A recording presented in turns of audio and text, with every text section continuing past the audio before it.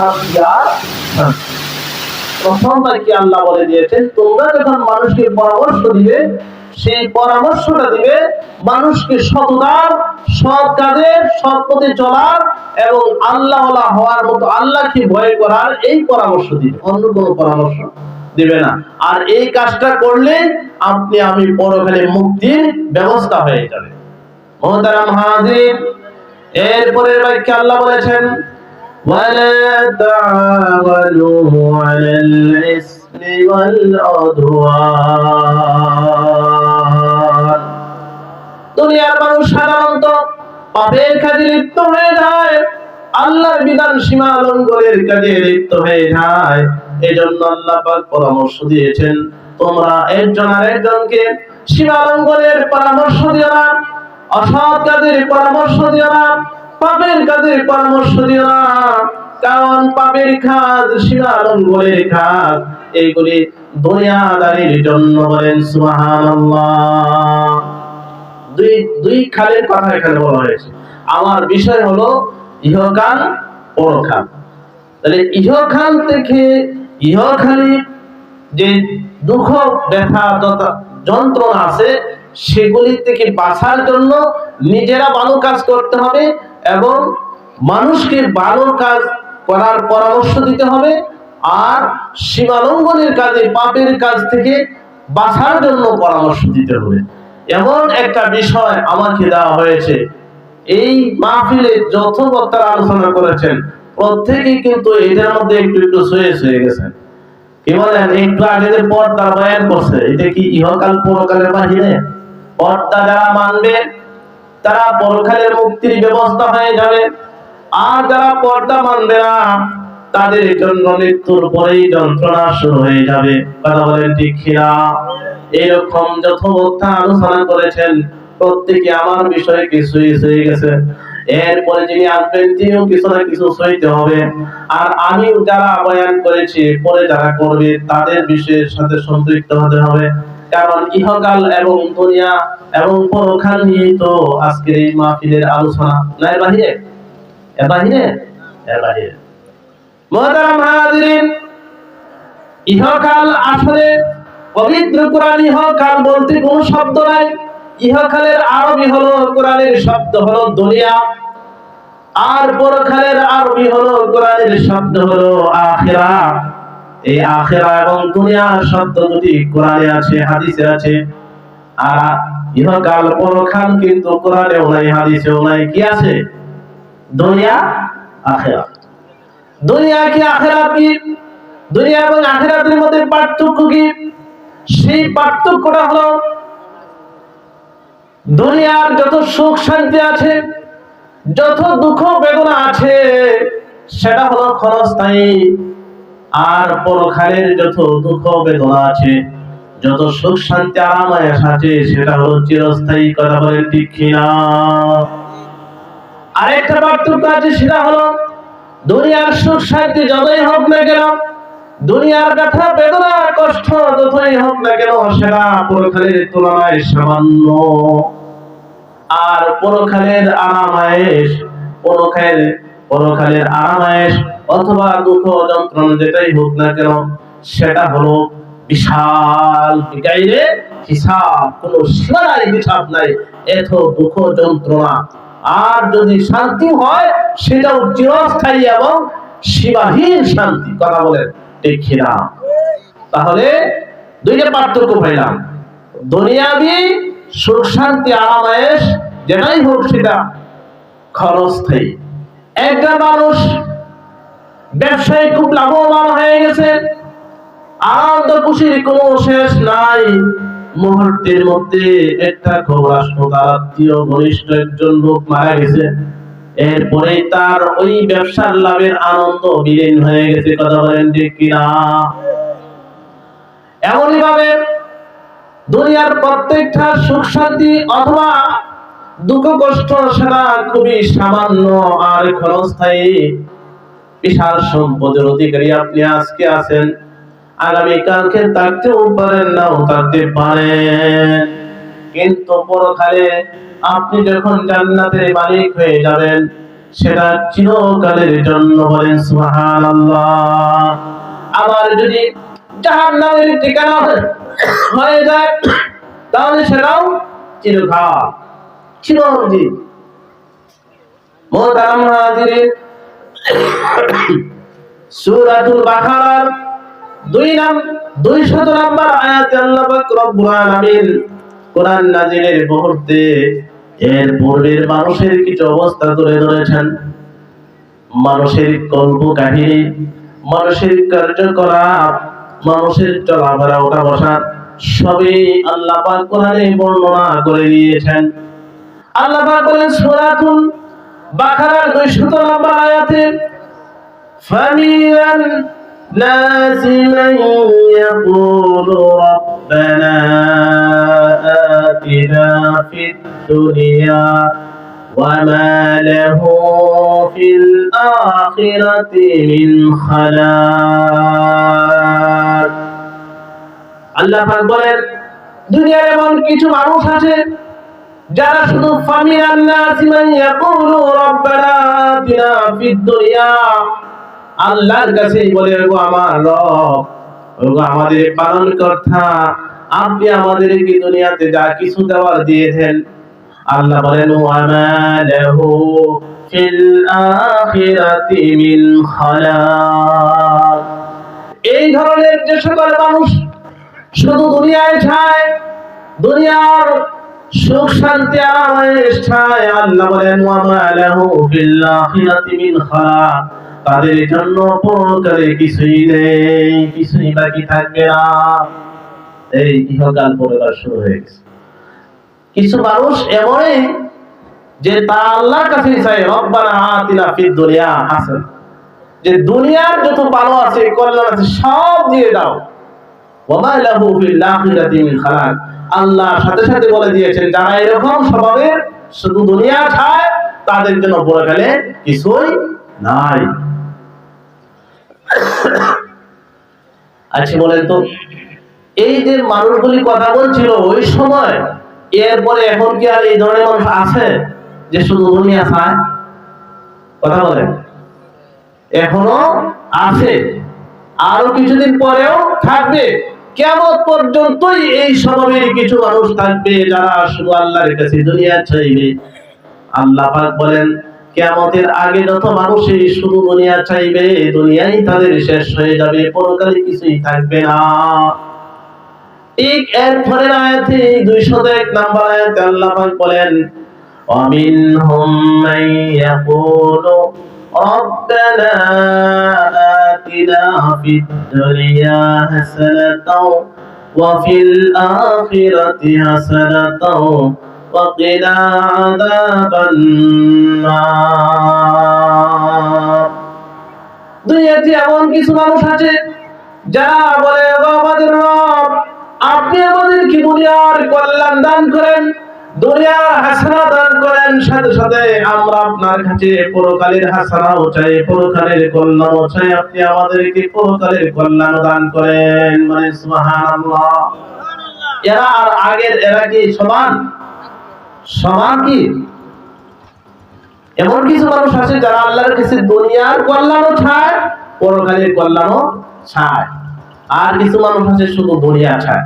একে বলেছেন আল্লাহই বলে দিয়েছেন, তাদের চাওয়াটা কোরআনে আল্লাহ পাক সুস্পষ্টভাবে বর্ণনা করে দিয়েছেন যে কিছু মানুষ শুধু দুনিয়া চায়, আর এমন কিছু মানুষ আছে যে দুনিয়ার কল্যাণও চায়, পরকালের কল্যাণও চায়। মুহতারাম হাজিরিন, আল্লাহ পাক রব্বুল আলামিন পবিত্র কোরআনে 115 বার দুনিয়ার কথা উল্লেখ করেছেন, আবার ঠিক সমান 115 বার আখিরাতের কথা উল্লেখ করেছেন। তাহলে কি একটা ঠিক গুরুত্ব একটা কম না, কিন্তু প্রাধান্য দিতে হবে পরকালকে। বিদ্যুতের তার যেরকম পজিটিভ নেগেটিভ একটা ছাড়া একটা চলে না, আল্লাহ পাকের কোরআনের বর্ণনা অনুযায়ী বোঝা যাচ্ছে যেহেতু দুনিয়ার কথাও 115 বার উল্লেখ করেছেন, আখিরাতের কথাও 115 বার উল্লেখ করেছেন, তাহলে সমান সমান উল্লেখ করেছেন। তার কারণ হলো দুনিয়া ছেড়ে পরকাল পাওয়া সম্ভব নয়। দুনিয়া ছেড়ে পরকাল পাওয়া সম্ভব? দুনিয়া তো দিয়েছেই আপনাকে পরকাল উপার্জন করার জন্য, পরকালের পুঁজি তৈরি করার জন্য। কিছু মানুষ এমন আছে যে আজকে থেকে দুনিয়াদারি ভাব দিছে, বলে নাউজুবিল্লাহ, এরা হলো ভণ্ড। আল্লাহ কি বলছেন দুনিয়া বাদ দিতে? আল্লাহ তো বলেন নাই দুনিয়া বাদ দিতে। তাহলে 115 বার দুনিয়ার কথা বললেন কেন, আর 115 বার আখিরাতের কথা বললেন কেন? দুইটার কথাই বলেছেন, মানে দুনিয়া ছাড়া আখিরাত পাওয়া সম্ভব নয়। যদি কেউ বলে আজকে থেকে আমি দুনিয়াদারি বাদ দিয়ে দিছি, তাসবিহ নিয়ে খালি আরে আর তাসবিহ করে, আল্লাহ রাসূল সুস্পষ্টভাবে আপনাকে আমাকে কোরআনে হাদিসে মেসেজ দিয়েছেন, দুনিয়া থেকেই পরকাল উপার্জন করতে হবে।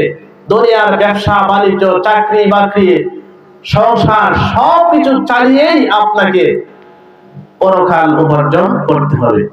শুধু যে পরকাল নিয়ে পড়ে থাকবেন এটাও আল্লাহ তাআলা বলেন নাই।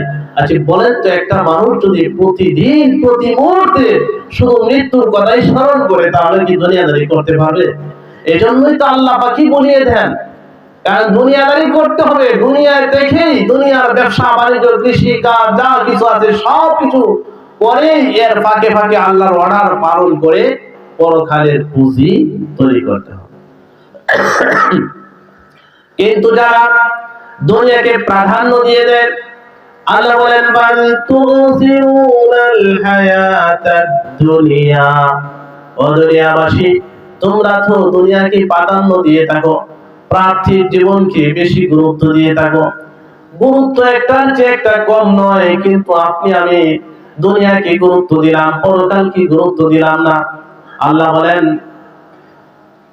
বাল তুসিরুনাল হায়াতাদ দুনিয়া ওয়াল আখিরাতু খায়রুন ওয়া আবকা, তোমরা দুনিয়াকে প্রাধান্য দাও অথচ দুনিয়ার চেয়ে আখিরাতে উত্তম আল্লাহর কাছে। বলেন সুবহানাল্লাহ।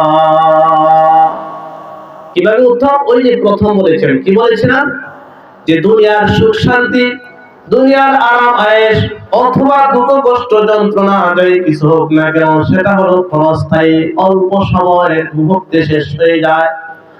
আবার দুনিয়ার সুখ শান্তি, দুনিয়ার আরাম আয়েশ, দুঃখ যন্ত্রণা যাই কিছু হোক না কেন, সেটা পরকালের তুলনায় সামান্য।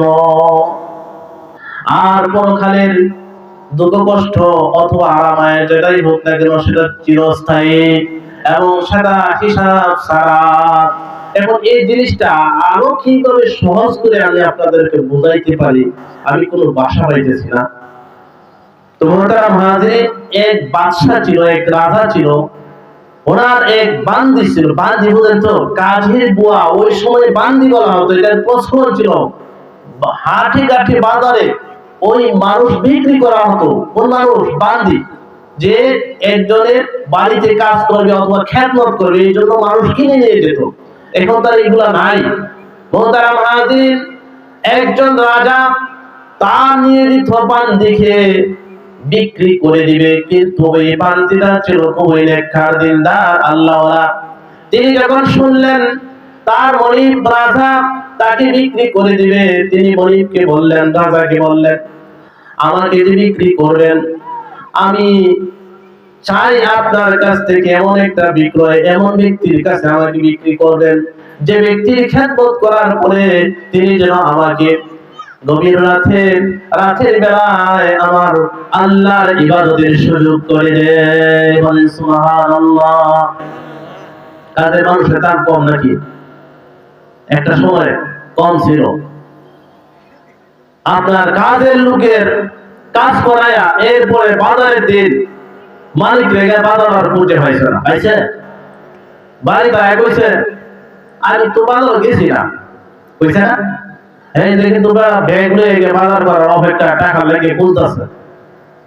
আল্লাহ পাক এমন ভাবে উল্টায় দিছে, এখন আপনার আমার সকলের কামলা ভিসে খুঁজো না, পিছে দৌড়ানি লাগে। এমনকি এমন মানুষ আছে অগ্রিম টাকা দিয়েও কামলা পায় না। কামলা দাম আছে না? ওই ভাই বলতেছে, আমাকে এমন লোকের কাছে বিক্রি করবেন, আমার কোনো আপত্তি নাই, তার যত খেদমত আছে, তার যত অর্ডার আছে সবই আমি পালন করব, কিন্তু তার কাজ শেষ হওয়ার পরে আমার শর্ত থাকবে আমাকে যেন আমি আল্লাহর ইবাদত করার সুযোগ দেওয়া হয়। রাজা চিন্তায় পড়ে গেলেন, তাহলে এমন লোক কোথায় পাবো, কার কাছে তাকে বিক্রি করব? খুঁজতে খুঁজতে একজন হুজুর পাইলেন, যিনি ছিলেন কোন একটা দিনদার আল্লাহওয়ালা। ওনার কাছে নিয়ে গেলেন, গিয়ে বললেন, ভাই, আমার এই বাড়িটা আপনার কাছে বিক্রি করতে নিয়ে এসেছে। আমি অসুস্থ, এক সপ্তাহ সমস্যা হইতেছে মাঝে মাঝে। আমার বাড়িটা আপনার কাছে বিক্রি করতে নিয়ে এসেছি, আমার বাড়িটা আপনি ক্রয় করে রেখে দেন, কিনে রেখে দেন। তিনি জিজ্ঞাসা করলেন, আপনার বাড়ির দাম কত? রাজা বললেন, আরে আমি তো এই বাড়িকে চাষা বিক্রি করার জন্য আপনার কাছে এসেছি, আপনি তো কেনার কথা বলেন নাই, আপনি যা দেওয়ার আমাকে দিয়ে দেন, যা দেওয়ার দিয়ে দেন। আপনার এই কি জানি বাজার আছে এখানে পাশে, এখানে কোন দোকানে গিয়া যদি কোন সদাই কথা বলেন, তাহলে কি এরকম কেউ বলবে যে আপনার যা মনে চাই দিয়ে দেন? কেউ বলবে এরকম? আরে বারবার আরো কি করে দাম যাচাই করে, কিন্তু রাজা বলতেছে কি যে আপনার মনে যা চায় তাই দিয়ে দেন, আমি তো আপনার কাছে যাই সে বিক্রি করতে পারছি। হুজুর বলতেছে, তাহলে তোমার এই বাড়ির দাম আমি দিব একটা খেজুরের বিচি। কি দিবে? বাড়ির দাম কি দিবে? একটা খেজুরের বিচি না খেজুর? খেজুরের বিচি। এই বান্দির দাম দিবে একটা খেজুরের বিচি। রাজা বলতেছে, হুজুর কি আপনার আমার সাথে টাকা বিদ্যুৎ করতেছেন? আমি একটা খেজুরের বিচি দিয়ে কি করব? অথবা অন্য কেউ এই খেজুরের বিচি দিয়ে কি করবে? হুজুর বলতেছে, আরে বেটা, যা বলছি বলে ফেলেছি, তোমার বুঝে হইলে দেও, না বুঝে হইলে চলে যাও। আমি যা বলছি উচিত দামের চেয়ে বেশি বলে দিয়েছি। কি কইছে? উচিত দামের চেয়ে বেশি বলছে। কি দাম বলছিল? একটা খেজুরের বিচি। আবার কি বলতেছে? উচিত দামের চেয়ে বেশি কইছে। রাজা বলতেছে, হুজুর, আমি আপনার কাছে বান্দি বিক্রি করতে এসেছি, আপনি কিছু দিলেও আপনার কাছে বিক্রি করব, না দিলেও বিক্রি করব, কিন্তু আপনি যে বললেন একটা খেজুরের বেশি দাম দিবেন, আবার এটা নাকি উচিত দামের চেয়ে বেশি, এই কথাটা আমার বুঝে আসতেছে না। উচিত দামের চেয়ে বেশি কেন, এটা আমাকে একটু বুঝায়। এবার হুজুর বলতেছেন, ও রাজা, তোমার যে বান্দি আমার কাছে বিক্রি করতে এসেছো, সে যে তুতুরে, এই তুতুর মধ্যে গন্ধ আছে, সে যে ডেকুর দেয়, এই ডেকুরের মধ্যে গন্ধ আছে, তার যে শরীর গামে, এই গামের মধ্যে গন্ধ আছে। এইটা হলো তোমার বান্দির বাহিরের অবস্থা। আর ভিতরের অবস্থা হলো তার পেটের মধ্যে একটা পায়খানার গাঁটটি আছে, আছে কিনা? একটা প্রস্রাবের গাঁটটি আছে, আছে কিনা? আর একটা পচা রক্তের গাঁটটি আছে। এমন বাড়িকে ক্রয় করার জন্য, কিনে নেওয়ার জন্য আমি যে একটা খেজুরের বিচির কথা বলেছি, এই খেজুরের বিচি সংগ্রহ করতে যে সময় লাগবে, এই সময়টা যদি আমি আমার আল্লাহকে ডাকি, আল্লাহকে স্মরণ করি, আল্লাহর নামের জিকির করি, তাহলে রব্বুল আলামিন আমার জন্য জান্নাতের এমন একটা নারীর ব্যবস্থা করবেন, যেই নারীর পেটের ভিতরে পায়খানার গাঁটটি নাই, যেই নারীর পেটের ভিতরে প্রস্রাবের গাঁটটি নাই, যেই নারীর পেটের ভিতরে পচা রক্তের গাঁটটি নাই, যেই নারীর শরীরের গাম মেশকে আম্বরের মতো সুগন্ধি, যেই নারীর থুতু দিলে সেটা মেশকে আম্বরের মতো সুগন্ধ বের হবে, যেই নারী ডেকুর দিবে, সেই নারীর ডেকুরের মধ্যে মেশকে আম্বরের মতো সুগন্ধ বের হবে। তাহলে উচিত দামের চেয়ে বেশি বলছি না? যে খেজুরের বীজটা সংগ্রহ করতে যে সময়টা লাগবে, এই সময়ে আল্লাহকে ডাকলে, আল্লাহ ইবাদত করলে, আল্লাহ পাক আমাকে জান্নাতে এমন একটা নারী দিবেন, যে নারীর মাথায় যে মুকুট থাকবে, সেই মুকুটের মধ্যে যে মণিমুক্তা থাকবে, প্রত্যেকটা মণিমুক্তার মূল্য 7 আসমান এবং জমিন বিক্রি করেও একটা মণি এবং মুক্তার মূল্য হবে না এমন নারী আমাকে দান করবে, তাহলে আমি একটা খেজুরের দাম বেশি বলছি না, এই খেজুরের বিচি সংগ্রহ করতে যে সময়টা লাগবে, এই সময় আল্লাহকে ডাকলে আমার জন্য এত বড় পুরস্কার আছে। বলে সুবহানাল্লাহ। মুহতারাম হাজিরিন, হাদিস শরীফের মধ্যে আসছে রাসূল সাল্লাল্লাহু আলাইহি সাল্লাম বলেছেন, ওই জান্নাতি নারীর হাতের এতটুকু অংশ, কবজিটুকু শুধু যদি দুনিয়ার মধ্যে বের করে দেয়, তাহলে কিয়ামত পর্যন্ত চন্দ্র সূর্য উদয় না হলেও পৃথিবী আলোকিত হয়ে থাকবে। বলেন সুবহানাল্লাহ। এমন নারী আমাকে দান করবে। এটা কি এই লোকের বানানো কথা? না, বানানো কথা না। আল্লাহ পাক কোরআনে সুস্পষ্টভাবে সূরাতুন নিসার 57 নম্বর আয়াতে আল্লাহ পাক বলে দিয়েছেন, والذين آمنوا وعملوا الصالحات سندخلهم جنات تجري من تحتها الأنهار لهم فيها أزواج مطهرة وندخلهم ظلا ظليلا। দুনিয়ার মানুষ যারা আমি আল্লাহর প্রতি ঈমান আনে বিশ্বাস রেখে নেক আমল করে, আমি তাদের জন্য জান্নাতে এমন নারী রেখেছি, লাহুম ফিহা আজওয়াজুম মুতাহহারা, এরা হবে এমন পবিত্র নারী যাদের পেটের ভিতরে পায়খানার কোনো ঘাটতি থাকবে না, প্রস্রাবের কোনো ঘাটতি থাকবে না, প্রসাবের কোনো ঘাটতি থাকবে না, তাদের নাক দিয়ে যে ময়লা বের হবে এখানে কোনো দুর্গন্ধ থাকবে না। এত পবিত্র নারী আমি জান্নাতীদের জন্য রেখে দিয়েছি। সূরাতুন নিসা 57 নম্বর আয়াত। ওয়ানুদখিলুহুম যিল্লান যালিলা।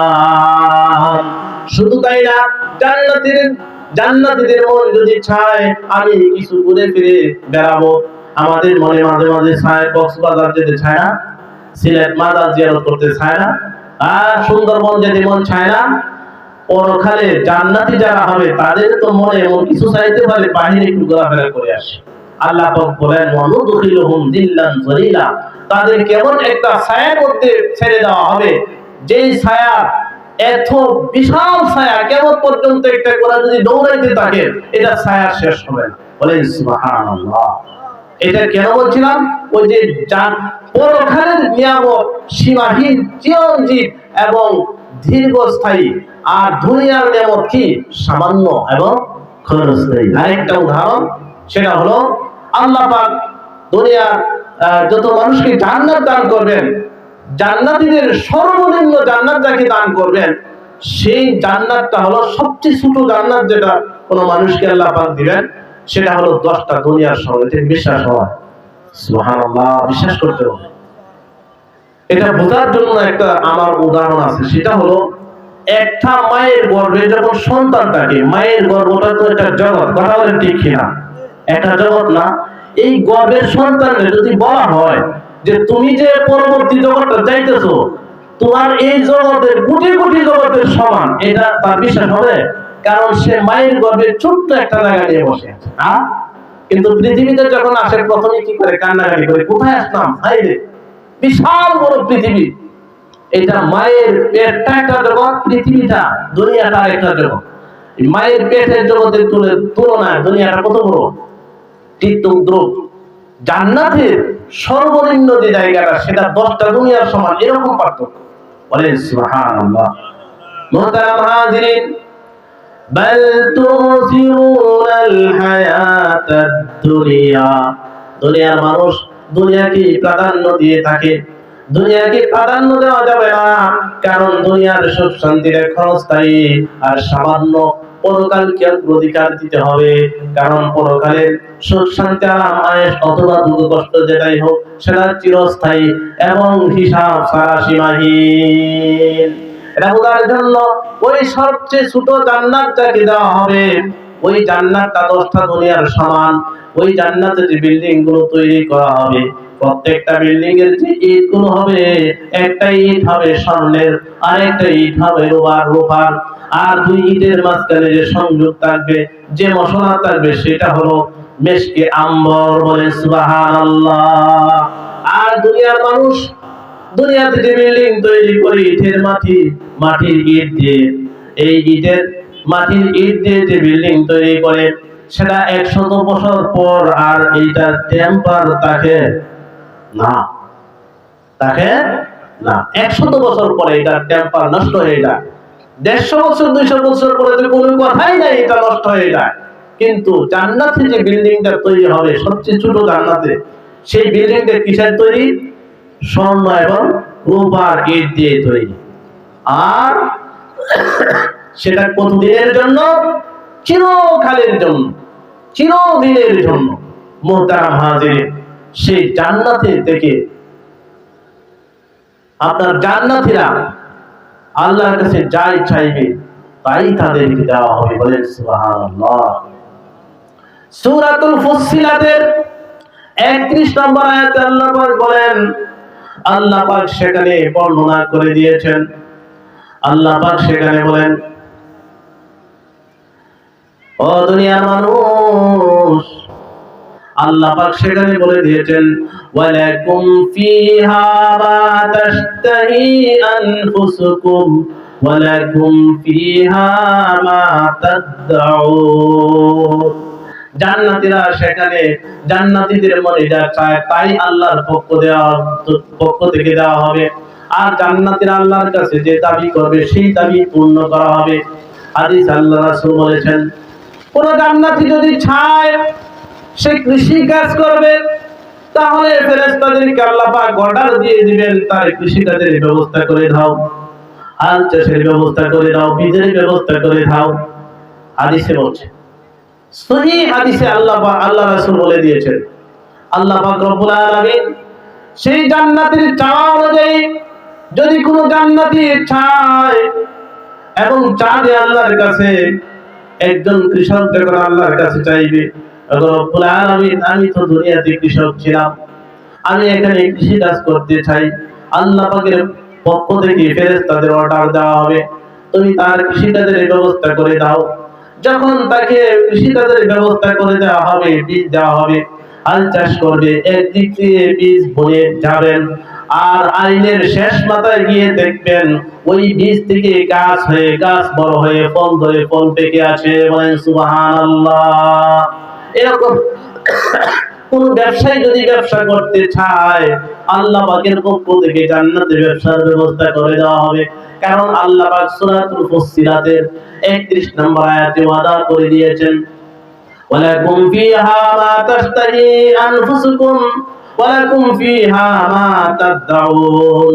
জান্নাতি যখন মনে যা চায় তাই পাবে, এবং আমার আল্লাহর কাছে যে দাবি করে সে দাবি পূর্ণ করা হবে।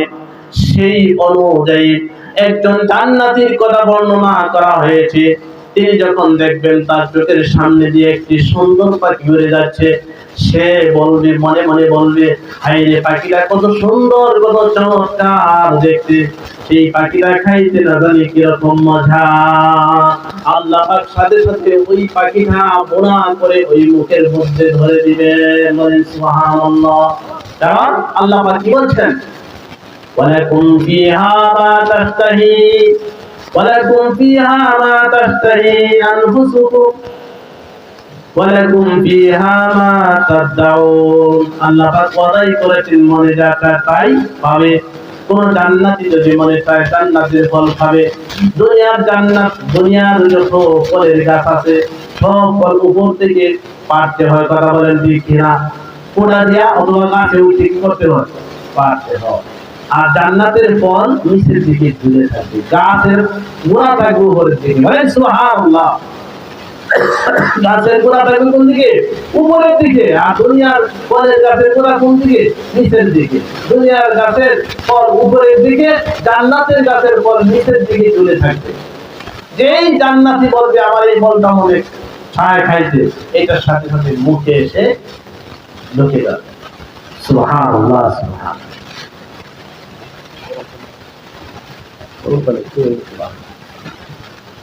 মুহতারাম হাজিরিন, আমরা কি এই দুনিয়া চিরস্থায়ী করতে চাই না পরকাল চিরস্থায়ী করতে চাই?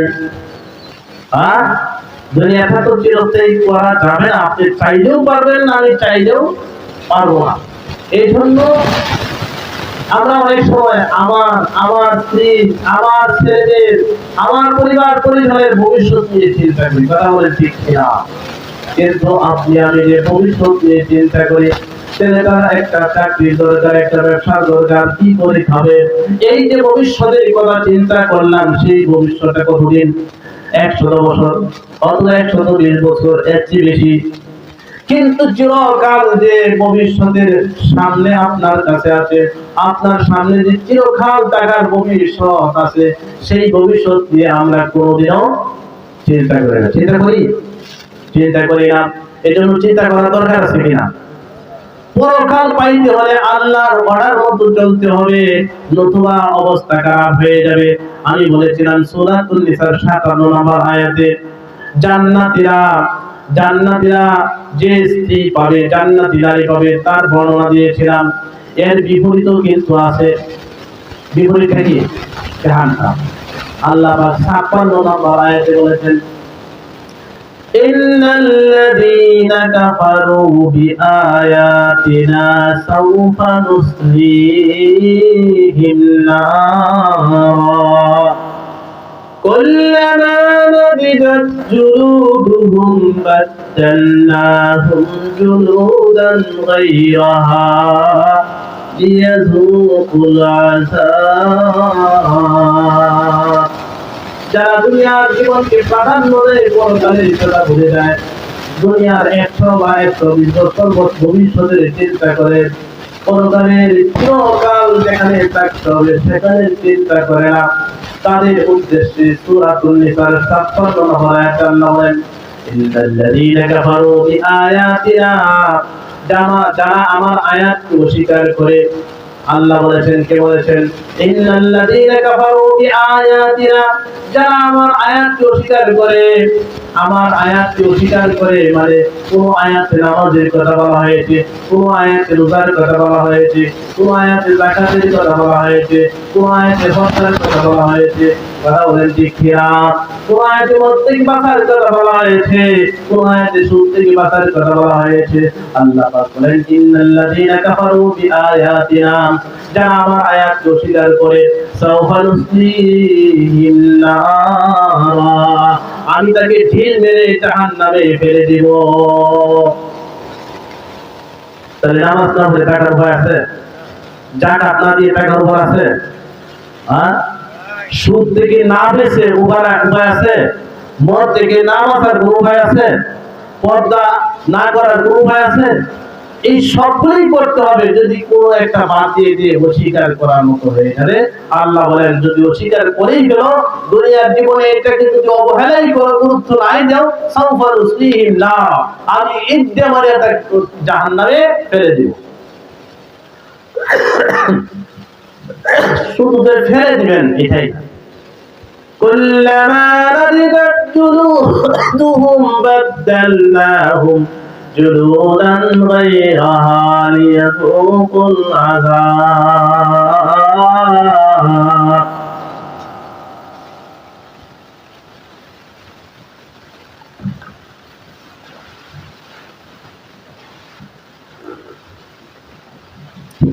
আল্লাহ পাক বলে দিয়েছেন শুধু যে জাহান্নামে নিক্ষেপ করবো এটাই না, এটাই শেষ না, সেখানে তোমার শরীরকে এমন ভাবে জ্বালানো হবে, এমন ভাবে পোড়ানো হবে, চামড়া পরে এগুলো শেষ হয়ে যাবে, আবার চামড়া লাগিয়ে দেওয়া হবে, আবার শেষ হয়ে যাবে, আবার লাগিয়ে দেওয়া হবে, আবার শেষ হয়ে যাবে, আবার লাগিয়ে দেওয়া হবে। এইভাবে হাদিসের ভাষায় বলা হয়েছে দৈনিক 70,000 বার তোমার চামড়াই শুধু পরিবর্তন করা হবে। দেখছেন? সামান্য? এটা কি সামান্য? জাহান্নামের যে শাস্তি না সামান্য। প্রতিদিন 70,000 বার আপনার চামড়া পরিবর্তন করা হবে আর পুড়ে ধ্বংস করে দেওয়া হবে। সাধারণ এখন চামড়া কেন পরিবর্তন করা হবে? আল্লাহ পাক বলে দিয়েছেন ইয়াযুকুল আযাব, যাতে সে শাস্তিটা বুঝতে পারে, শাস্তিকে অনুধাবন করতে পারে। দুনিয়ার এমন কিছু পণ্ডিত আছে, এরা বলে যে আমি তো প্রশিক্ষণ দিয়ে ফেলেছি। কি প্রশিক্ষণ দিচ্ছে? প্রথমে কলা গাছে বসেছে, এরপরে সুপারি গাছে বসে, এরপরে দেওয়ালের মধ্যে বসে, মানে হাতটা এমন করছে যে এখন আর এই আমার যদি লোহা গলিয়ে দেওয়া হয় তাহলে কিছু হবে। কিছু পণ্ডিত আছে না, আল্লাহ পাক বলেন যে আমি জাহান্নামে শাস্তি দিব, আগুন দিয়ে পুরাবো, চামড়া বদলিয়ে দেবো, এই কারণে নতুন চামড়াটা লাগাই আবার নতুন করে শাস্তি কি হইতেছে বুঝতে পারবে, কি কষ্টটা হইতেছে বুঝতে হবে। শুধু এই কষ্টটা বোঝার জন্য কি করব, নতুন চামড়া লাগাবো, নতুন যতবার লাগাবো ততবার নতুন করে সে যন্ত্রণা ভোগ করবে।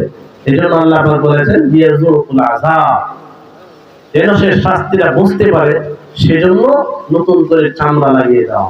তাহলে আমাদের পরকাল নিয়ে বাবার দরকার আছে কিনা?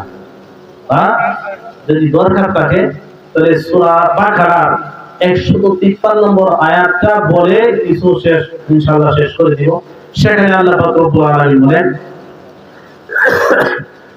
ইয়া আইয়ুহাল্লাযীনা আমানুস্তাঈনু বিস-সাবরি ওয়াস-সালাহ ইন্নাল্লাহা মা'আস-সাবিরিন।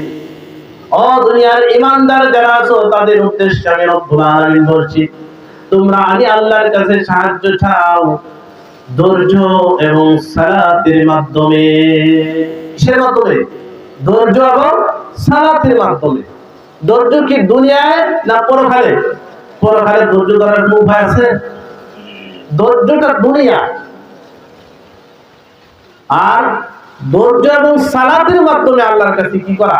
সাহায্য চাওয়া। আমরা অনেক সময় অনেকের কাছে সাহায্য চাই, এই সাহায্য চাওয়াটা কিসের মাধ্যমে হইতে হবে? ধৈর্য এবং নামাজের মাধ্যমে।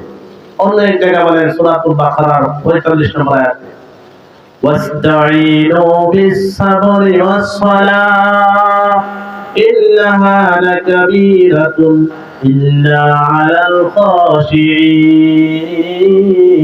সেখানেও একই কথা বলা হয়েছে, তোমরা আমি রব্বুল আলামিনের কাছে ধৈর্য এবং নামাজের মাধ্যমে সাহায্য চাও। ইন্নাহা লাকাবীরাতুন ইল্লা আলাল খাশিঈন। যদিও এই কাজটা খুব কঠিন, কিন্তু যারা বিনীত তাদের জন্য কঠিন নয়। এজন্য আল্লাহর কাছে এটা চাইতে হবে, আল্লাহ যেন আমাকে ধৈর্যশীল বানায়।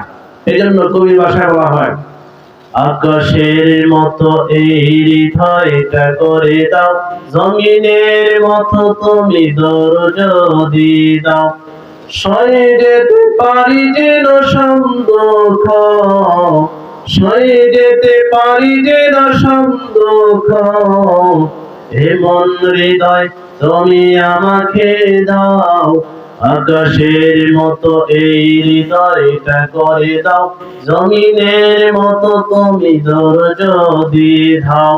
ধৈর্যটা এমন একটা গুণ যেটা আপনার দুনিয়ার কল্যাণের পাশাপাশি পরকালের কল্যাণের ফয়সালা হয়ে যায়। তাফসীরে মারিফুল কোরআনের সূরাতুজ জুমারের 39 নম্বর আয়াতের ব্যাখ্যায় মুফাসসিরিন কেরাম বলেছেন যে কিয়ামতের ময়দানে হিসাবের দাঁড়িপাল্লা স্থাপন করা হবে, সেখানে কাউকে সামান্য পরিমাণ কমও দেওয়া হবে না, বেশিও দেওয়া হবে না। ফামাই ইয়ামাল মিসকালা যাররাতিন খায়রান ইয়ারা ওয়া মান ইয়ামাল মিসকালা যাররাতিন শাররান ইয়ারা। যে যতটুকু অর্জন করেছে সেটা যদি ভালো হয়, সরিষা পরিমাণ হয়, সেটাও দেওয়া হবে, সেটা যদি খারাপ হয়, সরিষা পরিমাণ হয়, সেটাও দেওয়া হবে।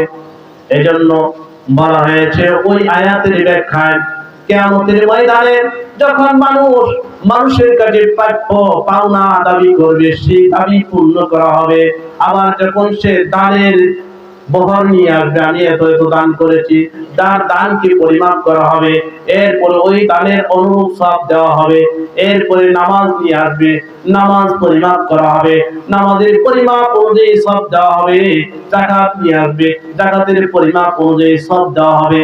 কিন্তু ধৈর্যশীল যখন আসবে, ধৈর্য ধরার কারণে, সবর করার কারণে তাকে যে সওয়াব দেওয়া হবে এটা কোনো মাপজুব করা হবে না। বলে সুবহানাল্লাহ। হিসাব ছাড়া তাকে সওয়াব দেওয়া হবে, সীমা ছাড়া তাকে সওয়াব দেওয়া হবে। কারণ ধৈর্য এমন এক জিনিস যে ধৈর্যের কারণে দুনিয়াও আপনি সফল, পরকালও আপনার সফল। কারণ ধৈর্য না থাকার কারণেই তো সমাজে যত ধরনের বিশৃঙ্খলা, অশান্তি, হ্যাঁ, সবকিছু হচ্ছে কেন? অধৈর্য হওয়ার কারণে। আর আল্লাহ পাক বলেছেন কি, ধৈর্য এবং সালাতের মাধ্যমে আল্লাহর কাছে সাহায্য চাও, আমি রব্বুল আলামিনের কাছে সাহায্য চাও। আর আমাদের সেই সাহায্য চাওয়াটা কি হবে? দুনিয়ার কল্যাণ। রব্বানা আতিনা ফিদ দুনিয়া হাসানাতাও ওয়া ফিল আখিরাতি হাসানাতাও ওয়া কিনা আযাবান নার। আমার সেই চাওয়াটা হবে, রব্বুল আলামিন আমাকে দুনিয়ার হাসানা, দুনিয়ার কল্যাণ দান করো, সাথে সাথে আমাকে পরকালের কল্যাণ দান করো। দুইটাই চাইতে হবে আল্লাহর কাছে, না একটা। এবং এই দোয়াটা আমরা বেশি বেশি পড়ব। রাসূলুল্লাহ সাল্লাল্লাহু আলাইহি সাল্লাম এই দোয়াটা বেশি বেশি পড়তেন। এক ব্যক্তি অসুস্থ অবস্থায় রাসূল সাল্লাল্লাহু আলাইহি তাকে দেখতে গেলেন, গিয়া দেখেন তার এমন অবস্থা, শরীরে হাড় ছাড়া গোশত বলতে নাই। রাসূলুল্লাহ তাকে জিজ্ঞাসা করলেন, তুমি কি কোন দোয়া পড়তা? তখন সে বলল যে হ্যাঁ, আমি আল্লাহর কাছে একটা দোয়া পড়তাম। সেটা হলো, আমি আল্লাহর কাছে বলতাম, আল্লাহ গো, আমাকে পরকালে যে শাস্তি দিবে এটা দুনিয়াতে দিয়ে দাও। বলে নাউযুবিল্লাহ। এটা সম্ভব? দুনিয়া থেকে পরকালে জাহান্নামের শাস্তি ভোগ করা কি সম্ভব? রাসূল সাল্লাল্লাহু আলাইহি ওয়াসাল্লাম বলেন, হায় রে, তুমি এমন দোয়া কেন করো? এমন দোয়া তো পড়া যাবে না। তুমি বলবা, রব্বানা আতিনা ফিদ দুনিয়া হাসানাতাও ওয়া ফিল আখিরাতি হাসানাতাও ওয়া কিনা আযাবান নার। রব্বুল আলামিন আমাকে দুনিয়ার কল্যাণ দান করেন, দুনিয়ার হাসানা দান করেন, ইহকালের কল্যাণ দান করেন, হাসানা দান করেন, সাথে সাথে পরকালের কল্যাণ এবং হাসানা দান করেন। আমরা আজকে থেকে সব সময় এই দোয়াটা বেশি বেশি পড়বো। আমার আপনার নবী, বিশ্ব নবী মুহাম্মদুর রাসূলুল্লাহ সাল্লাল্লাহু আলাইহি ওয়াসাল্লাম এই দোয়াটা বেশি বেশি পড়তেন। এতে করে আপনার অনেক সমস্যার সমাধান হয়ে যাবে এবং দুনিয়ার হাসানার সাথে সাথে পরকালের হাসানাও চলে আসবে। আল্লাহ পাক আমাদের সকলকে আবার এই কথাগুলোর উপর প্রথমে আমি নিজেকে এবং আমার সামনে যারা আছেন সকলকে আমল করার তৌফিক দান করুন। সকলে বলি আমিন।